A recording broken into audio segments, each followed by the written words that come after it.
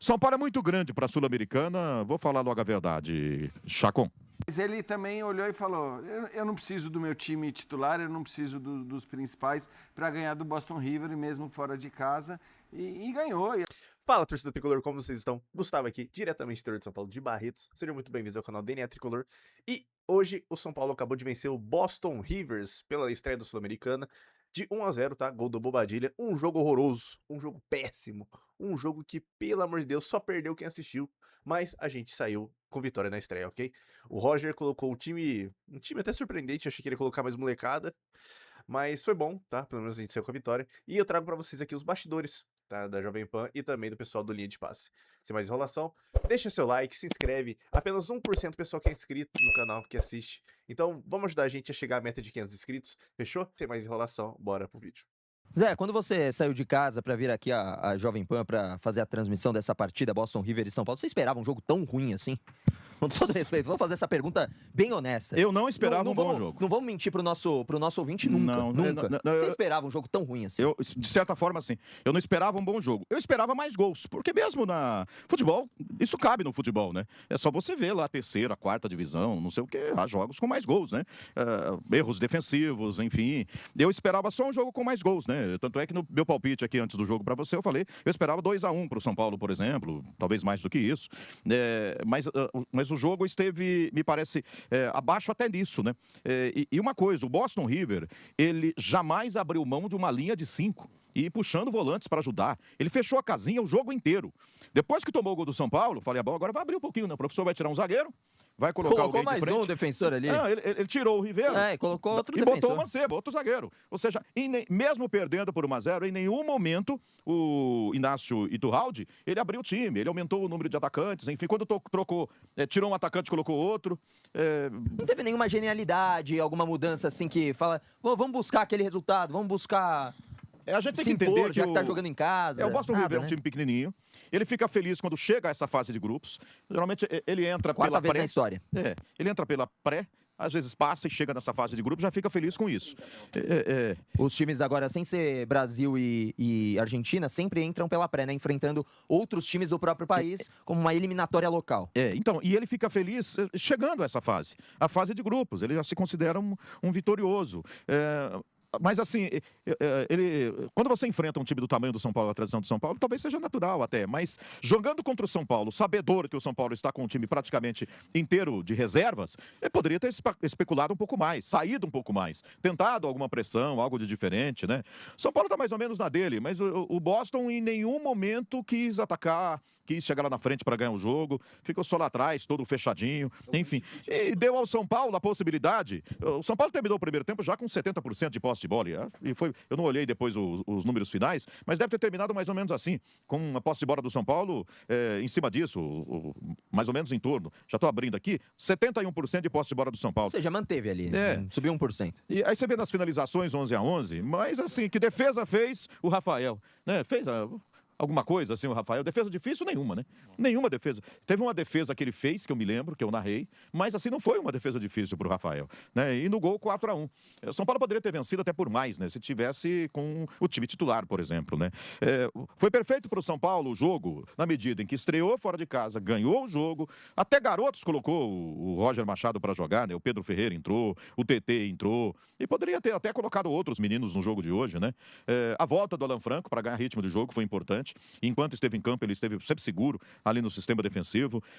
Quem mais ali? O Bobadilha me pareceu um destaque positivo no São Paulo, comandando ali o meio campo. O Danielzinho fazendo aquele trabalho que normalmente ele faz ali, rodando o jogo no meio campo. O Cauli tentando pedir a bola o jogo inteiro, querendo o jogo, querendo mostrar serviço, querendo aproveitar essa oportunidade que ele ganhou do jogo de hoje. Ao contrário do Tapia, né? Que, se você for analisar, para mim, acho que foi o pior jogador do São Paulo na partida. Não contribuiu em nada nessa vitória do São Paulo Futebol Clube. Primeiro tempo, o André Silva totalmente apagado, mas no segundo tempo ele se mexeu. Saiu ali, ele ficou sempre entre os zagueiros no primeiro tempo. Segundo tempo se movimentou um pouco mais e apareceu mais no jogo. Aí contribuiu. Aí foi bem melhor no segundo tempo, mas foi muito abaixo, muito mal no primeiro tempo. Um jogo que o São Paulo colocou reserva, descansou o time, colocou o jogador para rodar, aqueles que estavam jogando pouco e ganhou o jogo fora de casa. Então foi perfeito para o São Paulo. Mas basicamente assim, Forte abraço, 3 pontos. Até a próxima, valeu. Dane-se como jogou. E a Sul-Americana acho que tem que ser mais ou menos isso mesmo. Eu conversei anteriormente com o Bruno, participando aqui de pós-jogo, aqui com o Bruno Parado, dizendo: ninguém, nem Flamengo e Palmeiras, que são os times de maior investimento do momento no futebol brasileiro, tem condição de encarar 3 competições. E no caso de São Paulo, Brasileiro, Copa do Brasil e Sul-Americana, onde é que você. Que eu acho que São Paulo deve segurar, se descansar mais jogadores, rodar mais o time? Na Sul-Americana. Pelo menos é a minha opinião. Classificando lá na frente, chegou numa fase decisiva, abrindo possibilidade de título, você pode repensar, analisa as outras competições e vê o que você vai fazer, né? Mas nesse momento, eu acho que o São Paulo está certinho em segurar jogadores importantes, em rodar mais o time jogando na Sul-Americana. Eu acho que nesse momento é para isso mesmo. São Paulo é muito grande para a Sul-Americana, vou falar logo a verdade, Chacon. Agora, pessoal, bora ver a opinião do pessoal do Linha de Passe. Esse programa aqui é um pouco mais descontraído, mas tem opiniões muito boas. Até daqui a pouco. Ainda em cima dessa busca de espaço, Roger, na sua primeira entrevista você falou um pouco em relação ao uso da base, sub-20 que você vinha acompanhando.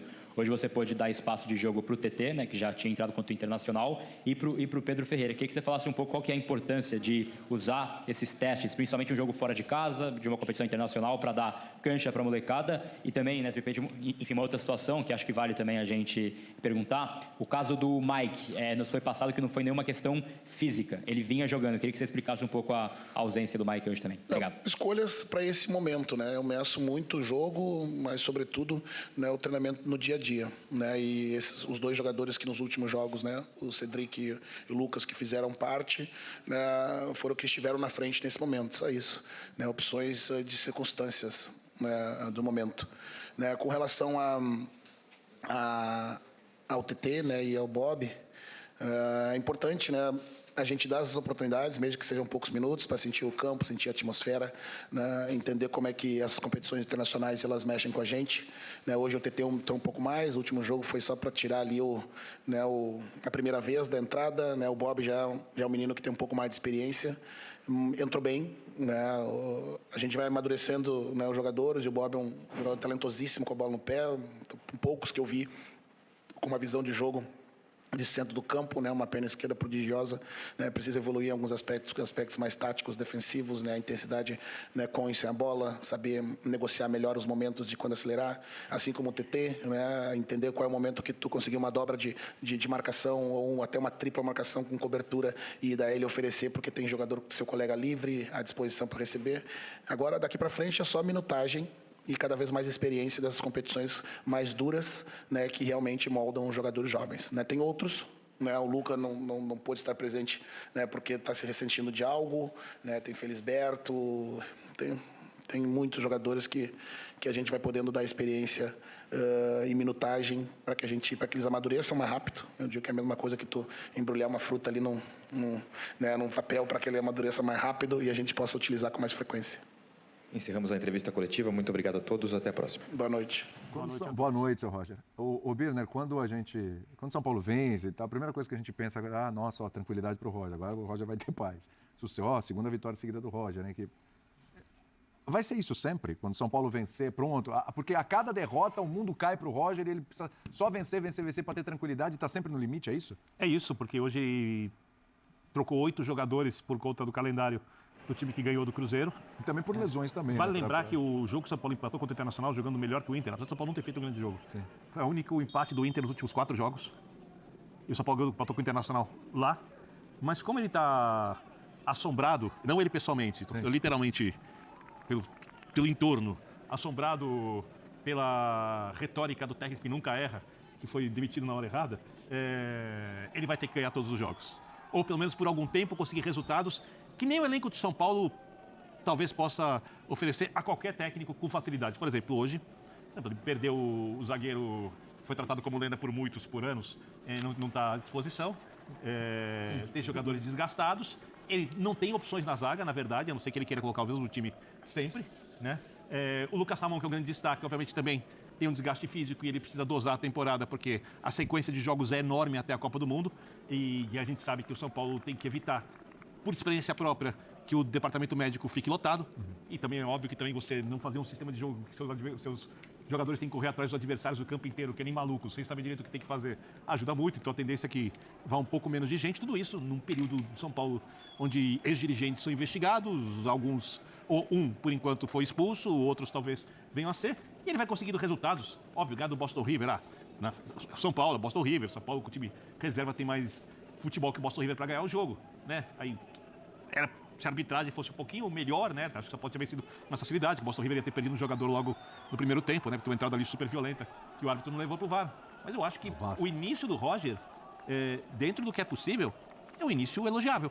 Eu não sei o que podem esperar mais do São Paulo do que ele tem feito até agora. A questão é que a gente sabia, porque de fato o antecessor foi demitido na hora errada e a gente sabia que essa pressão existiria. Então, assim, infelizmente, isso não é culpa do Roger, evidentemente, mas a gente sabia que isso ia acontecer.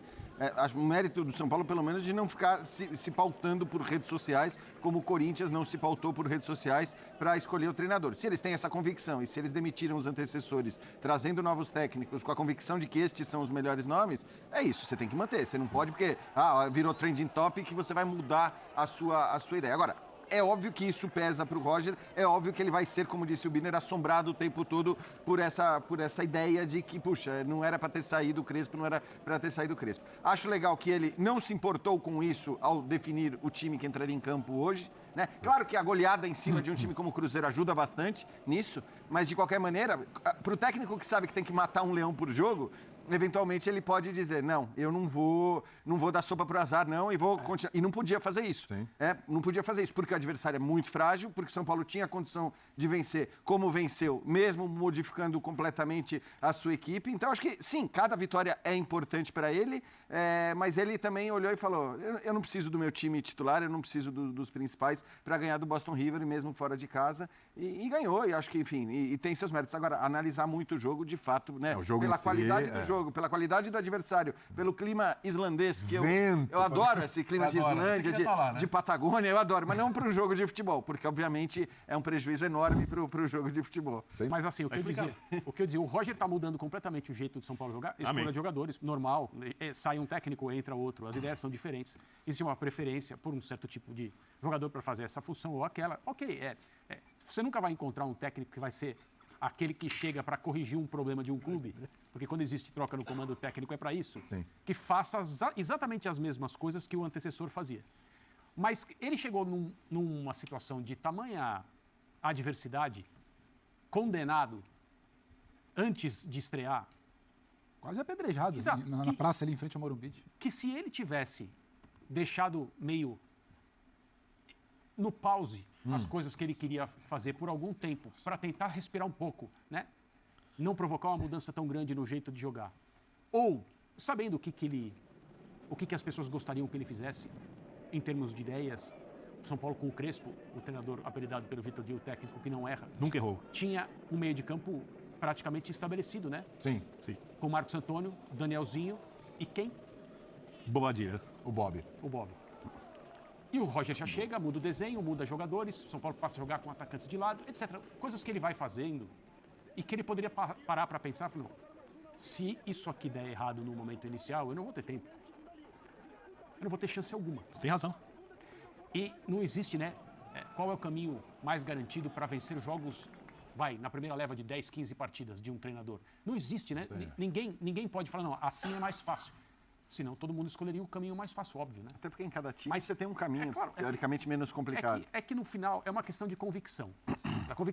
Não é a convicção que ele teve hoje para entender que tecnicamente o São Paulo poderia ganhar fora de casa do Boston River com qualquer escalação.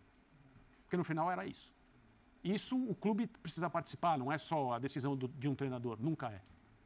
Mas é a convicção de, nos jogos em que as pessoas vão estar de olho para massacrá-lo se o São Paulo não ganhar, o que vai acontecer, porque o São Paulo não vai ganhar, vai perder jogos. Ele continua fazendo as coisas do jeito que ele acha que tem que ser feitas. E ele já conseguiu ganhar do Cruzeiro. Ele não, né? O São Paulo, sob as ordens dele, conseguiu ganhar e bem do Cruzeiro. Como se o Roger estivesse absolutamente tranquilo, caminhando para um mês de clube. Sim. Com toda a correria que é o calendário e com todas as responsabilidades e as dificuldades. Bom, torcida, trouxe aqui para vocês um corte mais a respeito do jogo, né, que foi o da Jovem Pan, e um corte mais a respeito do Roger Machado, do trabalho dele. É um pedaço da coletiva também que fala sobre a base, a forma que ele quer utilizar a base do São Paulo. Mas na minha opinião, tá? Na minha opinião, o São Paulo jogou nada, o jogo foi horroroso, mas a gente ganhou. Velho, sinceramente, se eu fosse jogador, os caras viram pra mim e falam, na terça-feira você vai jogar contra o Boston River, não sei na onde. Ô, time reserva, os caras terceira divisão, sei lá, pelo amor de Deus, eu mesmo daria uma de Arboleda. Entendeu? Eu seria o Arboleda. Falar, ô, rapaz, que assim, uia, rapaz. Fazer o quê, né? Então, assim, sinceramente, importante foi a vitória, rapaziada. O Roger testou um time reserva, tá? O Roger testou um time alternativo. Tinha o Ferreirinha que jogou, tudo mais, só que o Ferreirinha precisa de confiança, entendeu? Ele é um jogador que tem que estar jogando mesmo, senão ele fica esquisito. E a respeito da base, eu admito que eu fiquei um pouco frustrado, tá? Eu achei que ele ia usar o Mike, eu achei que ele ia usar o TT no começo, aquele Journey, enfim, bastante molecada que, se fosse, por exemplo, o Rogério Ceni da vida, com certeza ele ia usar, entendeu? Com certeza ele ia usar. É um jogo, né, entre aspas, de segundo escalão, então seria um jogo interessante pra base, mas de qualquer forma, somente a vitória nos satisfaz. Tava lembrando a palavra. Então, se você gostou do vídeo, deixe seu like, se inscreve, não esquece de se inscrever, compartilhe com seus amigos são paulinos e comenta abaixo o que você achou desse bate-bola de hoje, dessa pelada do São Paulo Futebol Clube. Fechou? Ganhamos, líder do grupo. Até o próximo jogo do São Paulo no sábado, se eu não me engano, contra o Vitória. E sem mais enrolação, até o próximo vídeo. Tchau, tchau, DNA Tricolor. Valeu!